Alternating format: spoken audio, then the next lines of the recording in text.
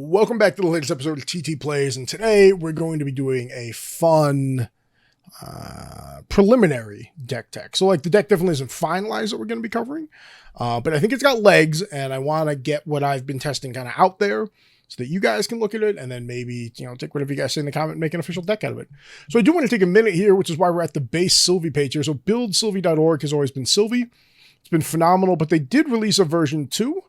My biggest complaint, and the reason I was using Shout Out Your Decks, is the mobile support. And right here, a complete rework of the deck builder from the ground up, including mobile support, card statistics, variant selection, deck search, and the ability to edit and delete decks on a whole lot more. So you can click that, and you end up at build-v2.sylvie.org, and that's what we're using here for this Wind Tristan deck. Now, the core of the deck, I'm going to bounce on this a little bit. The core of the deck, and a lot of people are excited about this, were Windwalker Boots, which says, at the beginning of your end phase, if your champion is awake, put a preparation counter on them. It's an assassin accessory.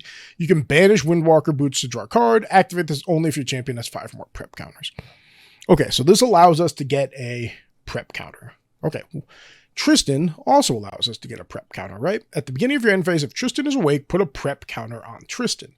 That theoretically gives us 2 prep counters a turn if we can keep Tristan ready. Now, what can we do with the prep counters? Now, obviously, the thing that everyone wants to talk about was Cunning Broker, which is a stealth assassin, tap, remove 2 prep counters from your champion, draw a card. So this would basically just allow us to outvalue people, right? People talk about how much value Merlin gets with that card right every other turn, right?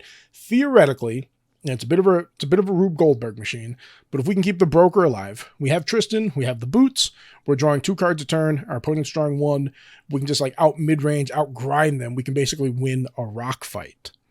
And that's basically what this shell of this deck has been built around. So the material deck is pretty straightforward, right? We've got Spirit of Wind. I still want 7 cards, unfortunately. I just can't justify going to that glimpse. We've got Xander. Xander has that wonderful glimpse. Important to remember this happens before your draw for turn, so you can kind of filter from there. He also gets us our first prep counter. We are going to be trying to go to Tristan, so the cost 2 is important. It's one of the reasons we have more floating memory in the deck, but Tristan, Grid, and Stalker at the beginning of your end phase again, you get that prep counter. On ally hit, you may remove 3 prep counters from Tristan. If you do, destroy the hit ally. So this is an important thing to remember if you're trying to kill the Majestic Spirit or a couple other really fat allies that you run into. Tristan does have a great way to handle that. We already talked about the Windwalker Boots, right? This is just our other way to get prep counters, giving us those 2 prep counters a turn. Now, Orb of Glitter is something that I added in for those longer grinder games. I told you we were kind of running higher on the floating memory in order to play for Tristan, so the cost doesn't bother as much. But at the beginning of your Recollect phase, glimpse 1. So if I'm glimpsing 1 plus drawing 2 every turn, right, that's just a good amount of filtering coming into my hand. I should hopefully be drawing more value, just outvaluing my opponent, kind of grinding this mid-range win home. Grand Crusader Ring, it's just really good. And this is what they talk about. You can change the one you want. I want the first edition. That is pretty cool. They also give you these wonderful stats, right? Taking the most. I don't really understand that stat. Are you really telling me 55% of people aren't taking a GCR? That seems crazy. But anyway, that's what it is. Poison Dagger, one of the ways we can win con, one of the ways we can push damage, right, for that tap deal, the class bonus until the end of the turn. If unit takes damage, it will take that much damage plus 1 instead. Turns all of our 1 attacks into 2 attacks. It's really useful with the Poison Dagger. Assassin's Ripper, again, because we have the high amount of prep counters, is commonly will swing for 6, 2 iterations of 3. Just a lot of value behind that Ripper. We then have Choking Fumes. Cards opponents cost to activate this turn cost 1 more, and then class bonus draw a card. So it replaces itself. And again, we're running that higher floating memory count than normal. I chose to run Nullifying Lantern and Title Proc. This deck is a little slower to set up than other decks, and I want to make sure I have ways to stop them from doing nasty shenanigans. I also don't want to make it to the end game against Merlin and have them looping Spirit Blade Ascensions versus me. So the Nullifying Lantern shuts off that Crux site. It's useful in that regard. Title Proc, again, we still have to respect Rye. There's definitely a few other decks that utilize it. We might bump up into this as well, so be careful when we're utilizing the card draw in our own deck, right? Cards like the Broker can be used in our opponent's turn to make sure that we're not capping out and denying ourselves cards here. The last thing I have in is just Orb of Regret. I just think the orbs are good. shuffle, put bad cards in, hopefully draw better cards out of it. So here's a rough material deck, again, for that Tristan Windwalker Boots. Now, the main deck looks a little different. The first thing you'll notice is there are 66 cards. That's too many cards, but that's okay. These are all the things that I think could make up the deck.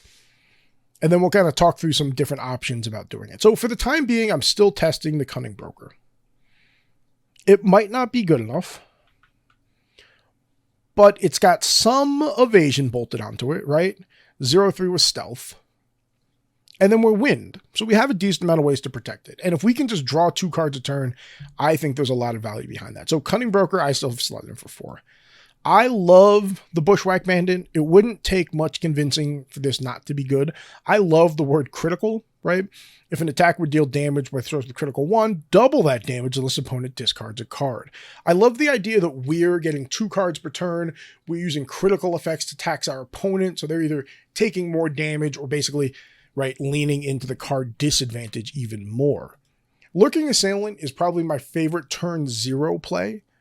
The fact that they have stealth when they're awake, and then if I am level 1+, I can just tap them down to retaliate, even when they're not defending, I think is really cool. Just getting that 2 damage in can help us deal with those obnoxious stealth allies on the other side, or just finish off a bigger ally who thought they were safe. So I've fallen in love with the Lurking Assailant, so I'm running 4 of them as well. Black Market Broker, I tentatively have 4 on. Costing 4 is a lot. It's only a 2-3. It does get us a prep counter, and then they have stealth, basically pseudo evasion, if we have 3 or more prep counters. Definitely in the mid to late game, hitting that prep counter threshold is pretty easy. Early game, this card has felt pretty mediocre. With the Karazi Outlook, 1-3 on enter, put a prep counter, and then remove a prep counter. Opponents can't activate cards this turn. Glimpse 1. Activates only during your turn. Really powerful if you're worried about them doing combat tricks or things like that. In the Wind Mirror, this is incredibly powerful. So I've got these at 4 still. You could convince me that this is more of a sideboard card. Swift Recruit, I talked about my desire for floating memories. The main reason they're in there with Intercept. Just a good card. Maybe I want the supporter pack one. See how cool Sylvie 2 is? Yeah, give me that one. Dream Fairy, I'm not sure we need, but I added it in here. So these next cards are all great because we're covering the allies first. I have 1 Dream Fairy tentatively in here. Dream Fairy is phenomenal to deal with those early aggro cards we can't deal with. It also is another way for us to deal with the Majestic Spirit. If the Majestic Spirit would be put in memory, it's instead put back in the material deck. So I think the Dream Fairy is a really powerful card. I don't know if it fits our deck and what we're trying to do. It does kind of help us stall out to the mid game, so it's definitely a maybe card. So that's why I've got it listed here. Aeson Protector is insane. It's 4 for a 3/4 with Intercept. And it does have this quote-unquote negative of on enter, return target ally you control to your owner's hand.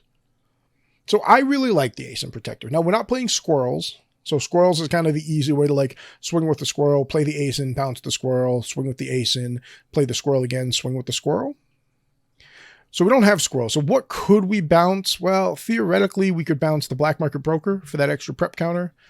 We could bounce the Karazi Outlook for that extra prep counter. We could bounce the Dream Fairy if we're running it in order to put another creature back into their memory. So there's definitely a couple things, but I think this card is honestly just too good for me not to run. I think it's probably correct for me to run 4, and then I need to trim out of the rest of this package here because that's just too many allies that I'm going to be running. So that's the ally package. Again, I'm not sure in the numbers. Let's keep working through the deck, and maybe we'll trim this up here in a few here. So there's not like an easy or intuitive way to end the game for this deck, which is one of the reasons that I have Coup de Grace in here, Coup de Grace. Prep 4 prep counters. Again, we talked about how many prep counters we can get. Attacks for 4. On attack, if Coup de Grace is prepped, it gains critical 4. So we can double that damage. We can combine that with the dagger, so this can swing in for 7. We can combine it with the other dagger, so it's going to be punching up for 15. So Coup de Grace is theoretically our win con here. Is it good enough? I don't know. There's a lot of things that prevent the attacks nowadays, but I do think Coup de Grace is a good card. Thieving Cut is a card I've fallen in love with. I didn't like it when I initially read it. Why, I'm not sure, but I really do like it. Does it suck kind of into the Wind Mirror where they have all these like flicker suppress abilities so we don't get the hit? Yeah, but if we get the hit to draw a card for the prep counter, that's really good, right? 2 plus a prep counter for 3 damage plus a draw a card. I think that's phenomenal value. So I have us penciled in for 3 cuts. Poise Strike, on hit, you can wake up your champion. Prep, obviously. So basically, we can just use this for 2 to 3 to trade early on. We can also use it later on, so we basically replace that prep counter by untapping Tristan. And then since Tristan is awake at the end of the turn, right, we'll get that additional prep counter. So I like Poise Strike. I'm not sure if I love it. Combo Strike, on kill, wake up your champion. I consider this worse. It doesn't require the prep counter. I have it in here mainly because I think it's worth exploring. I don't know if it makes it in the final deck, because again, we're at 70 cards now, which is too many. Backstab, as long as you're attacking a rested unit, Backstab gets +2. Are there things we need to worry about that have a 4-but? Yes, they're mostly in Wind Lorraine. So again, this might end up being a sideboard card, but I do think it's good enough to mention. Innervate Agility, I think, is really, really good. We de-level, we recover 5, and then units you control gain Stealth or Spell Shroud. So you can protect almost your entire board with this. Obviously, watch out for cleaves. I think the card's really good. I think it's good enough for us to run 2 of base. Favorable Winds is another floating memory, and it kind of gives us a combat trick out there. I'm running 3 of them. Could be convinced to go another way.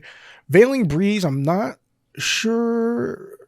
I have really fond memories of Veiling Breeze from like pre-Fractured Crown, right? Being able to reduce the amount of incoming damage coming in. I like the card. What's the one that has Lancelot on it? Last Resolute Stand. There's another one I've been experimenting with, but I do like Veiling Breeze. A lot will depend kind of on our normal versus our wind count there. Displace, we don't get the Enlighten counter, but it's just the instant banish and then returned under control is rested. I just think it's a good 2 cost in order to help us stall the early enemies. Return target ally you control to its early hand. Again, floating memory here on Reclaim. I think we probably are right to go up to more of these. But if we do, I think I want to cut some favorable wins out here.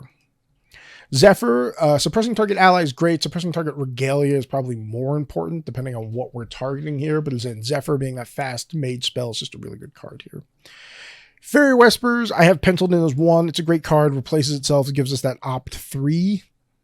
Just think it's a good card. I probably need to find room for it. Fractal is another card I'm actually quite fond of because of the Glimpse 2. Just like the Fractal. Arrow Trap, in my opinion, is one of the best removals in the game, right? We can return target attacking ally to its owner's hand. Right? And note, this just says attacking ally. Could be us, could be them. And then class bonus, if it was prepped, we can destroy that ally instead.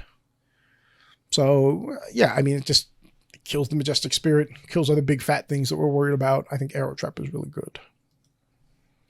Extortion Scheme, Tristan's on the card. We're going to suppress 1 target ally and opponent controls. And then if we're an assassin, we put a prep counter on ourselves.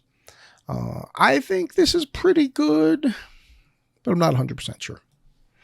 Last but not least, we have Ensnaring Fumes, which is basically our evacuation from Magic the Gathering. I can remove 3 prep counters rather than pay for it, where I talked about how we can get prep counters, and we return all allies to their owner's hands. Also has floating memory. So we can use this defensively to protect our own side. We can use it offensively to bounce a bunch of their stuff that is intercept or something, and then replay and swing our own stuff, or just obviously swing it with the coup de grace. So I think some number of Ensnaring Fumes is right. I currently have 2. And those are basically all the cards I've thought about putting into the deck here. So now how are we going to trim this down? Okay, if we're on 4 Asins, I would be willing to go to 3 Assailants, 2 there. I think the Dream Fairy can move to sideboard. Is that crazy? I'm going to say the Dream Fairy can move to sideboard, and let's see how that goes. So that gets us 4, 8, 10, 13, 17, plus another 8, 24, 25, excuse me. 25 allies. All right, we're still at 66 cards here, so let's go down here and take a look at this. I think Backstab can go to sideboard. I don't think I need Combo Strike and Poise Strike. I'd be willing to remove both of those from the deck. That gives me these 11 attacks, and I think these attacks are pretty decent. I don't think I need both of these. I think if I'm going to continue to run Veiling Breeze, I'd probably rather have the Fairy Whisper. All right, let's go another way. I like Extortion. I like 2 Fumes. I like 2 Innervates. Reclaim.